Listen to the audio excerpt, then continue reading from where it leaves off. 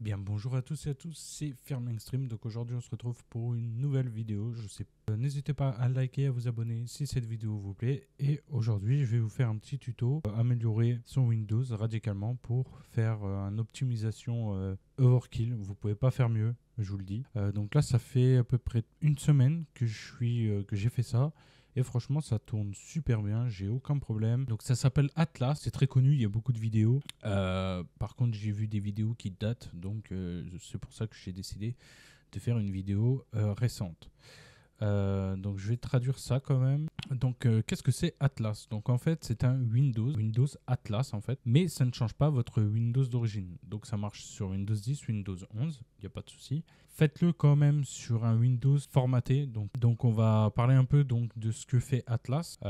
C'est pas compliqué, c'est un outil qui permet d'optimiser le Windows. Performance, donc en supprimant les composants inutiles, en désactivant les fonctionnalités d'économie d'énergie et en optimisant les serveurs. Donc ça en fait, ça va tout simplement vous mettre le mode optimal de l'alimentation.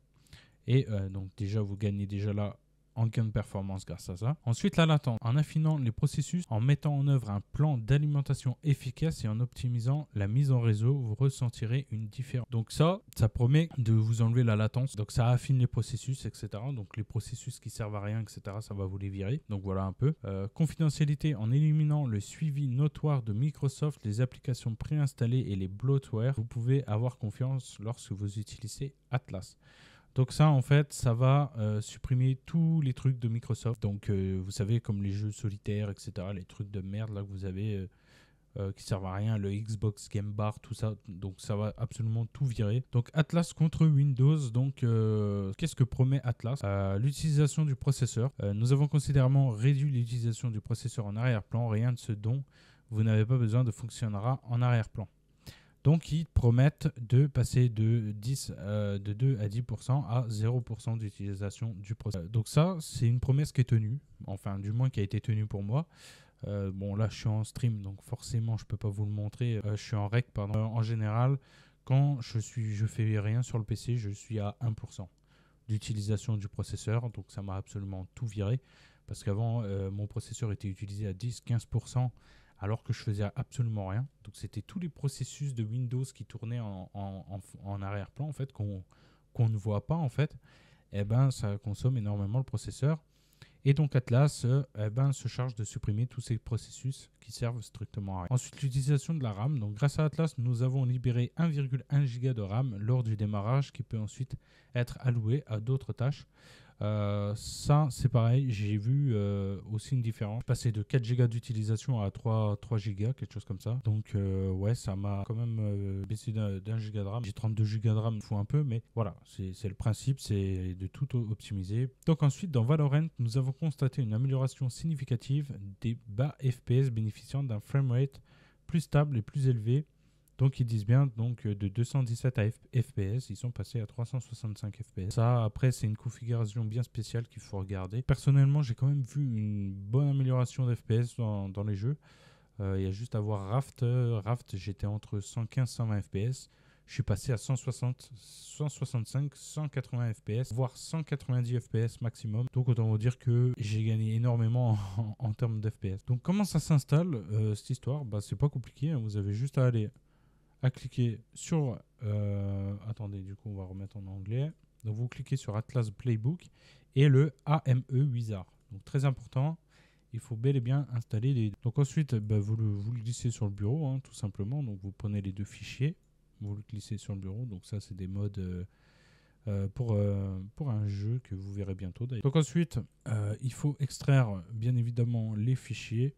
Donc soit vous utilisez WinRAR, soit 7-zip. Personnellement, j'utilise 7-zip. C'est plus pratique et au moins on n'a pas l'image de veuillez payer, blabla, truc, bref. Donc vous supprimez ça. Hop, vous pouvez tout fermer. Et une fois que ça c'est fait, eh ben, vous avez juste à ouvrir ces deux fichiers-là. Voilà. Donc vous avez le MME avec l'exe dedans. Et dans l'autre, vous avez tout simplement ce qu'il faut pour faire fonctionner Atlas. Donc vous double-cliquez en premier sur celui-là. Donc là, je ne vais pas le faire parce que je l'ai déjà fait sur le PC. Mais en gros, vous cliquez sur celui-là. Une fois que ça va vous dire que c'est réussi, etc., bah, vous fermez.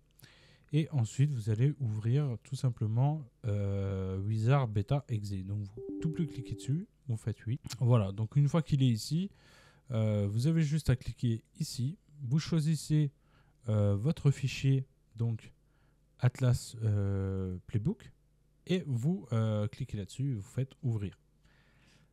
Voilà. Donc là, du coup, je vais faire non.